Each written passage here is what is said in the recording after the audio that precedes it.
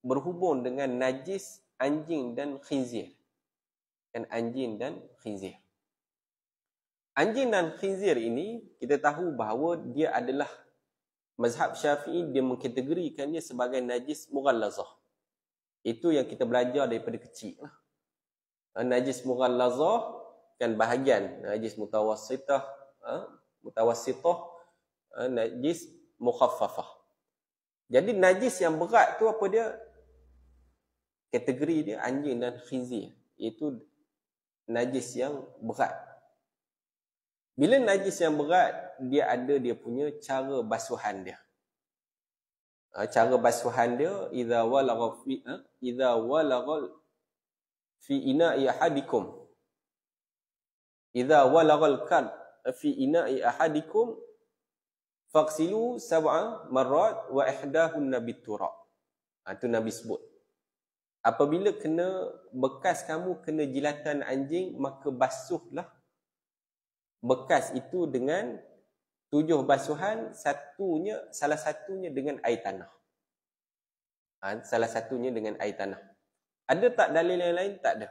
Itu satu saja dalil berkaitan dengan jilatan anjing kena basuh dengan air tanah. Jadi itulah cara nak basuh dah bila kena jilatan anjing. Jadi menyebabkan bila ada satu sahaja dalil dekat situ.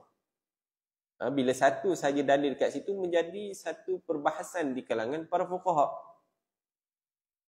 Jadi mazhab Syafi'i mengatakan apa dia? Apabila kena jilatan anjing. Dan kiaskan juga jilatan anjing tersebut dengan apa lagi? Apa sahaja yang basah dekat anjing itu, kena sahaja pada diri kita, kena pada apa sahaja yang berkaitan dengan kita, kena basuh dengan air tanah. Jadi kalau bulu dia kena dekat dinding rumah kita, bulu dia yang basah lah. Kalau bulu kering tak ada.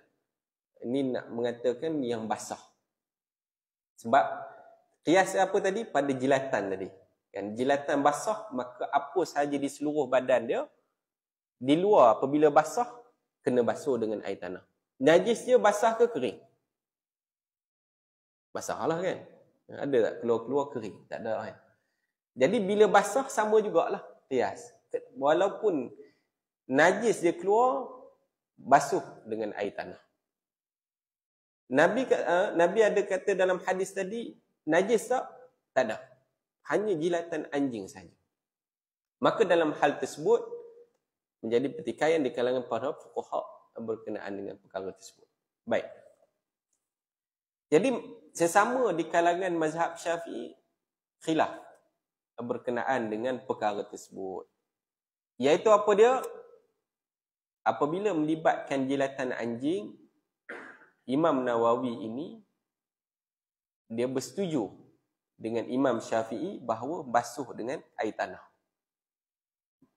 Namun Imam Nawawi ini dia tidak setuju dengan Imam Syafi'i berkenaan dengan apa? Khinzir.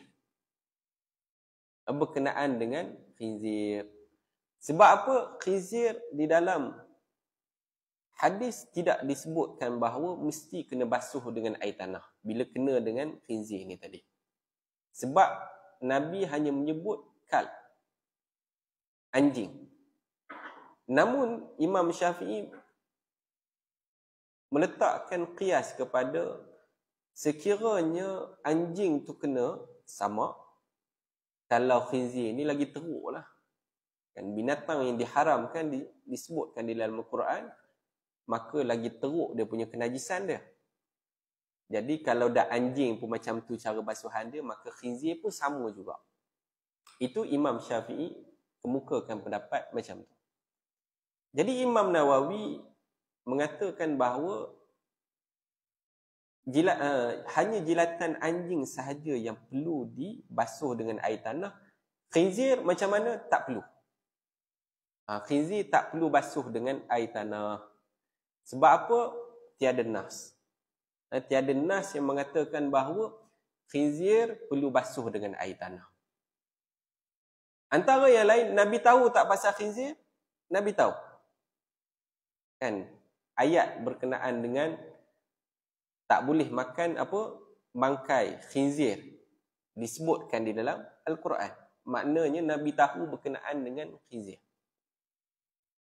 Nabi tak sebut apabila kena jilatan anjing dan khinzir.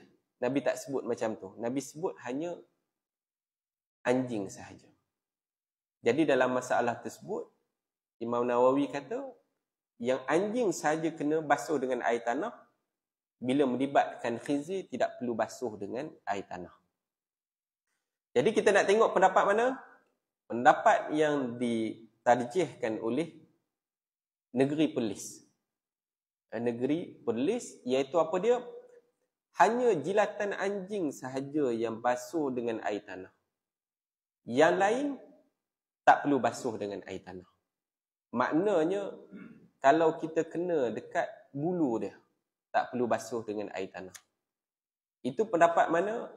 Pandangan yang dikemukakan oleh Imam Malik. Imam Malik itu pun mazhab Malik pun ada juga perbahasannya. Tapi kalau kita nak bahas semua tu, takut-takut lagi sejam. Jadi susah jugalah kan, lama sangat. Jadi kita tahu benda yang perbahasan yang ringkas tu. Jadi dalam hal ini, kalau mengikut kepada fatwa yang dikeluarkan oleh negeri Perlis, hanya jilatan anjing saja yang basuh dengan air tanah. Selain daripada tu tak perlu. Selain daripada tu tak perlu untuk basuh dengan air tanah.